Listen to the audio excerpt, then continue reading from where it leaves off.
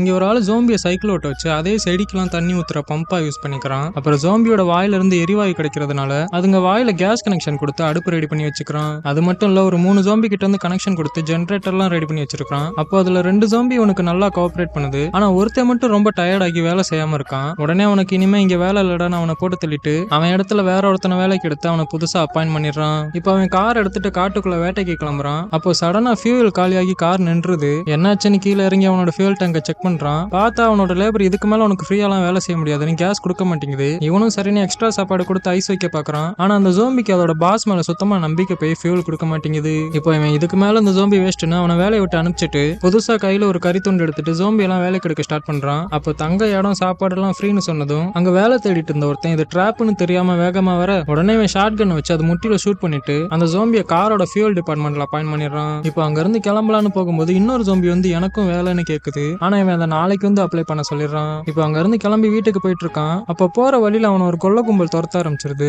உடனே அவன் கார்ல பூஸ்டர் ஆன் பண்ணி அங்க இருந்து புயல் வேகத்துல போறான். ஆனா பூஸ்டர் போட்டனால ஃபியூல் சீக்கிரமாவே காலியாகி அந்த கும்பல்கிட்ட மாட்டிக்கிறான். இப்போ அவனுங்க இவனோட பொருள் எல்லாம் ஆட்டை போட்டு போயிட்டு இவன் ஒரு மரத்துல கட்டி போட்டு போயிடறானுங்க. இப்போ ஜோம்பி எல்லாம் கடிக்க வருது. ஆனா இவனுக்கு ஜிம்னாஸ்டிக் தெரிஞ்சதுனால அதுங்கிட்ட இருந்து எப்படியோ தப்பிச்சிட்டு இருக்கான். ஆனா இவனால எவ்வளவு நேரம் தப்பிக்க முடியும்னு தான் தெரியல. இவன் தொடர்ந்து ஜிம்னாஸ்டிக் பண்றதுக்கு இவனை சியர் பண்ணி ஒரு லைக் போட்டு போயிருங்க.